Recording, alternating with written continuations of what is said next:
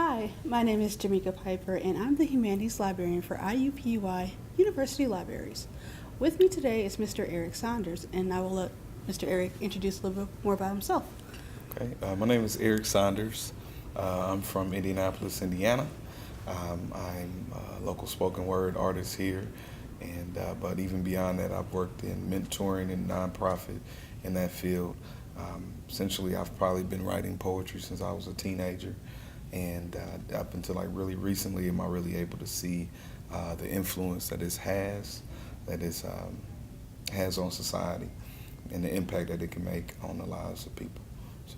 Okay, and are you going to read a piece for us today or perform a piece for us today? I'm gonna say a little something. Okay. Do you want to go ahead and start? What's the title? Well, this poem is I guess. Let me see, which one would I like to do? I have an old faithful piece called Silver Spoons, and it was inspired initially by my wife, who I've been married to for almost 6 years now. We have 2 children, and so here we go. I come from a town where the grass is brown and the trees fall down on their own.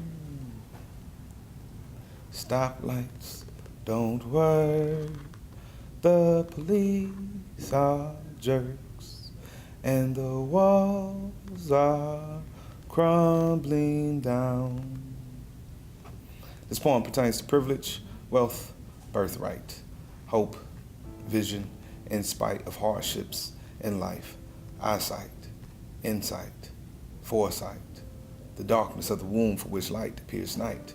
You see, the moment we first forgot was the first breath of air consumed, beginning in a hospital delivery room, alley, street, or restroom. Babies born within the womb, babies buried within the tube for a tomb. Babies born high, first cry be the first hello and goodbye to a life gone too soon. And those born as joy in the morning and make it to the afternoon have inhaled this life with breath equivalent to a silver spoon.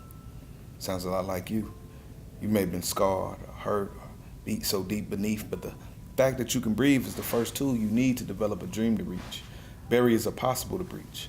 Whether your silver spoons have been covered in grief and tickled by the teeth of hate and hopelessness, screaming effortlessly to this world, woe is me, claiming that there is no opportunity. When in the midst of opposition, there is always opportunity. Life itself is rubber tough, but for many, there is no immunity, like those that have dived in the decadence of their own disasters, now decorated in death. Yeah. So how are you supposed to breathe with no air? And so the fact that the fight for breath in the beginning gives us the capability to even take a pitch at potential. So hit the ball out of the park with the central parts of your hearts, because circumstance will dance always like weeds and weed in the ghetto. Silver spoons sit on top of tongues, letting the breath flow. Yes, generations lose the sanities of their minds and let go after growing and gravitating to the perceptions of what they've been born to. But this is not a poem to justify anything that evil has placed its selfish hands on, but of the fields of possibilities that broken folks have fought to dance on. Life is circumstance, born of circumstance, and we got born between the mix that got mixed. Equipped with skin and breath to leave this world better fixed than it was before we got here. But there are too many minds in this day and time that are not here, complaining, whining, how hard it is to stay alive, while you got children all over the world rummaging through garbages to survive, and that's if they're lucky, or if they're able. Please connect to this poem like cable. I speak freely tonight, and I declare that life is a privilege and not a right. And silver spoons is not a term coined for the wealthy, but a sign that we're all born to wealth itself. Life is the place where you learn to help yourself. But gratitude becomes an attitude lost in shells, and silver spoons have been tarred and tossed in hell, shining on murdered pregnant Sudan mothers tossed in wells. And we can't help these young bamboozle dudes entertaining for sales. These young prostituted young ladies with no profit in the sex sales and sales kids, limited to project metal bars, institutionalized to 3 concrete walls and bars, only to respond when to eat and sleep. We weren't created to fail. Created like shiny silver spoons and made to excel, adapt, adjust, assimilate, but doing what's hard and right has been the opponent in this life for which we fight. Environments dictate face of generations, and doing wrong becomes right, and doing right becomes wrong. And in the end, you singing the same old song, filled with I can't, filled with tons of excuses, And so I don't know your situations or complications, but I assure you are not sent here to be useless. Be grateful for your breath. Take more time to breathe deeply outside of a doctor's request. Run this land with a spoon in hand and make change happen. Quit frowning so much and start laughing, because I've been asking, and I mean literally asking, those dead in the cemeteries, and they say, live hard, love fearlessly, seek joy. With each breath you got left, inhale, exhale, and make this life, your only shot at life, worth your while. Silver spoons. Thank you. That was amazing. Thank you. Wow. So you said you've been writing poetry since you were a teenager? Yeah. Can you talk a little bit about that? What got you into poetry? It was an outlet. Okay. And at that time, let me see, this was maybe about 95, 96 or something like that. I never forget, I wrote a poem called Friends. And we was really tight over at Crispus Attucks Middle School. And so, that time I began writing down lyrics like, I got tired of listening to hip hop and I didn't know the words. Okay. And so I never forget writing down like Crucial Conflict. They had a song called Hey in the middle of the bar. And I was like, what are they saying? Is hey now, hey. And I wrote all this down, but back then we didn't, I don't know if I had it on tape or CD, but I would stop and go and then stop and then I would write. And I did the same thing for like Biggie, One More Chance, and then I crossed paths with Tupac. Everybody knew about Tupac, but it wasn't until I crossed paths with him with his book, The Rose That Grew from the Concrete. Okay. And so to be able to see, like, here this guy, is always known for his rapping, known for acting. Nobody had affiliated him with just being a true poet. And it started off with just writing poetry, and I mean when he was a kid, when he was a teenager. And so that took me to where I began just writing little poems in school, just trying to figure it out, no formal education with it, just kind of writing out what I feel.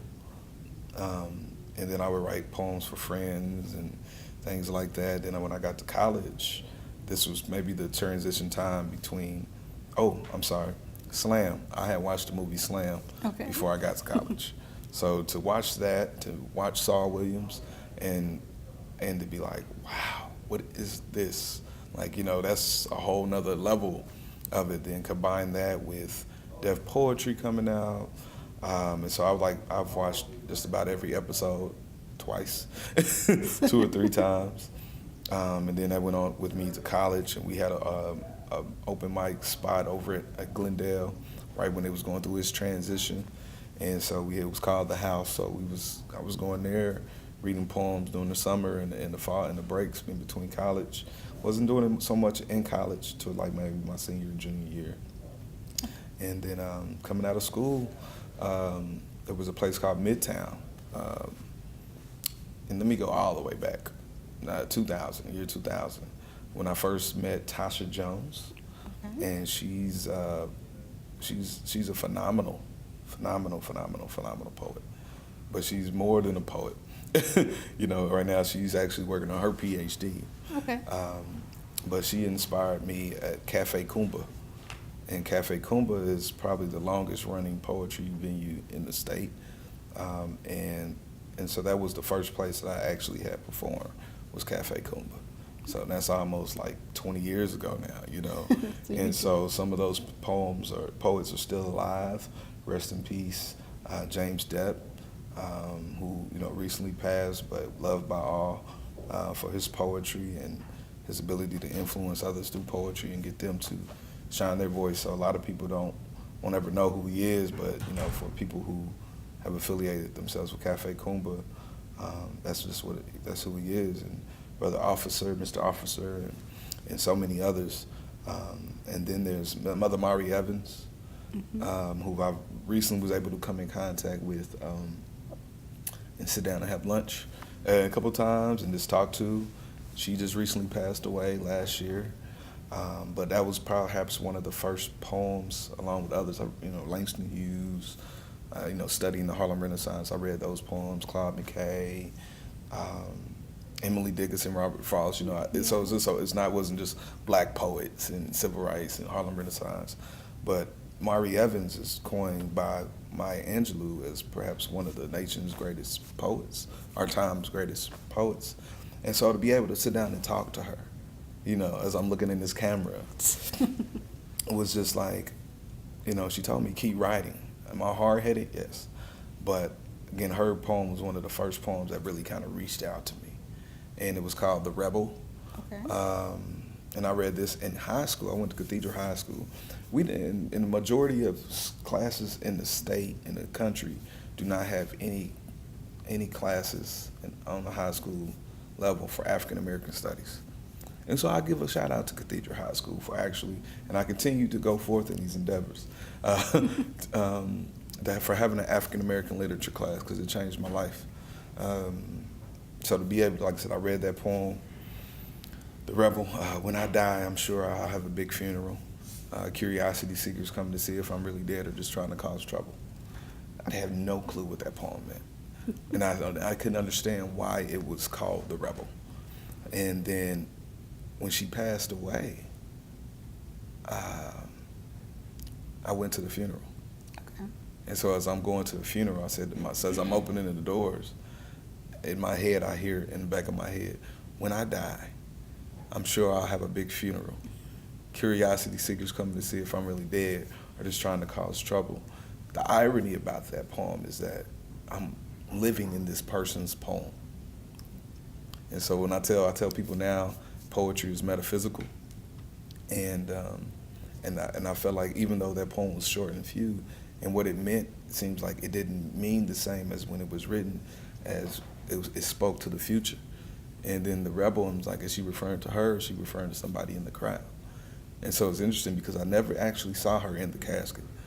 So when I got there, they was just lowering it. So I'm just like, I guess that makes me a curiosity seeker. And I guess it's time for me to make trouble. And so, and that's a beautiful thing, because I feel like that's what poets have the power to do. So, yeah. So right now I'm writing. I'm not performing as much. I more so like to perform along my friends and freestyle, and just embrace it, the spirit of poetry and the word.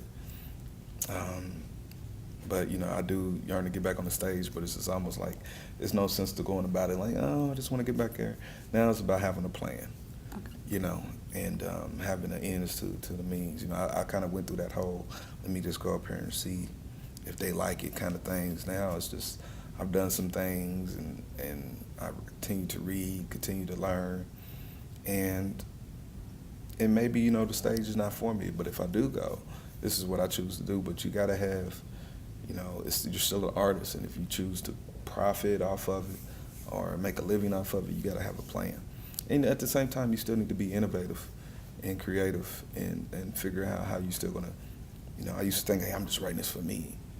But you change people's lives, and you almost kind of like ministering your soul to their soul. And so as much as you think that you're writing it for you, you're writing it from you, but it's FUBU. But it's for us, but it's by us, and because we're all, kind of going through the same thing, this thing called life. And poets are just trying to help explain the narrative of it all. So nothing but love for my fellow poets out there that are doing their thing and helping the city grow, really helping the nation grow, helping the world grow.